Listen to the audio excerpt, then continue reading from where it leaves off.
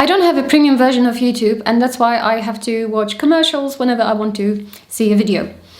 And I probably don't have to tell you that these commercials are boring, long and annoying, and I have no interest whatsoever in them.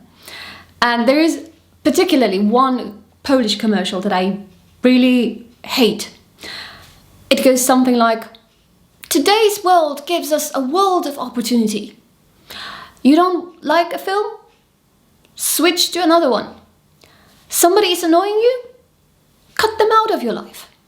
Now, it's not like I'm looking for ways to suffer, especially when there is suffering I can avoid at no cost to anybody. But there is something about this commercial that is really annoying, that's really pushing me away. Because in a way, it says something like, you have a problem? Just walk away. Why waste energy on looking for a solution? Now, obviously and hopefully, our common sense and intuition will tell us whether a situation is bad or not, and sometimes the only wise way to act is to walk away.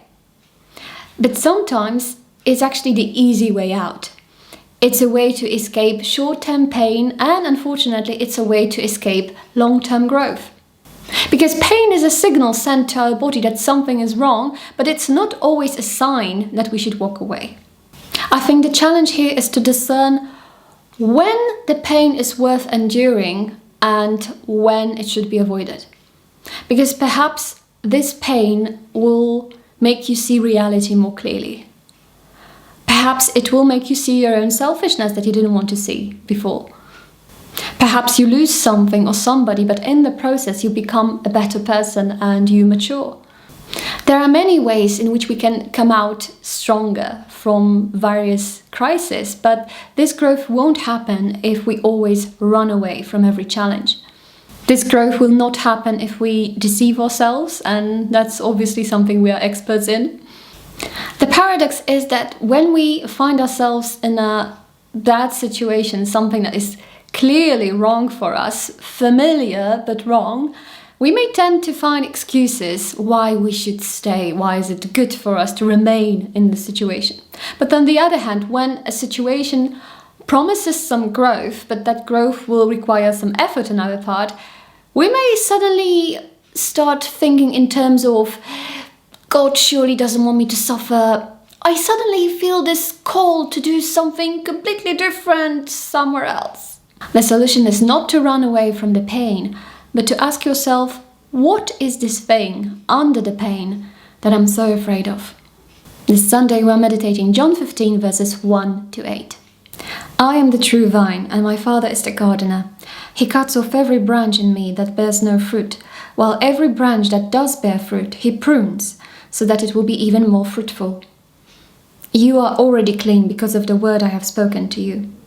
Remain in me, as I also remain in you. No branch can bear fruit by itself, it must remain in the vine.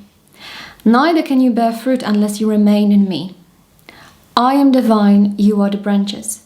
If you remain in me and I in you, you will bear much fruit. Apart from me you can do nothing. If you do not remain in me, you are like a branch that is thrown away and withers. Such branches are picked up, thrown into the fire and burned. If you remain in me and my words remain in you, ask whatever you wish, and it will be done for you. This is to my Father's glory, that you bear much fruit, showing yourselves to be my disciples.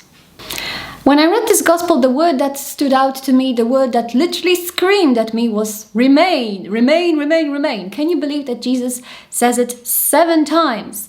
7 times in the Bible, it's like infinity. Why so many? I don't know about you, but I can already see the disciples running away in panic and Jesus reassuring them, saying, stay where you are, it will be okay, stay where you are. Throughout the scripture, there are many instances when Jesus says that life with him will not be all rainbows and unicorns. Perhaps because he wanted to share the truth with his disciples, and perhaps because they often behaved as if they thought it would be easy.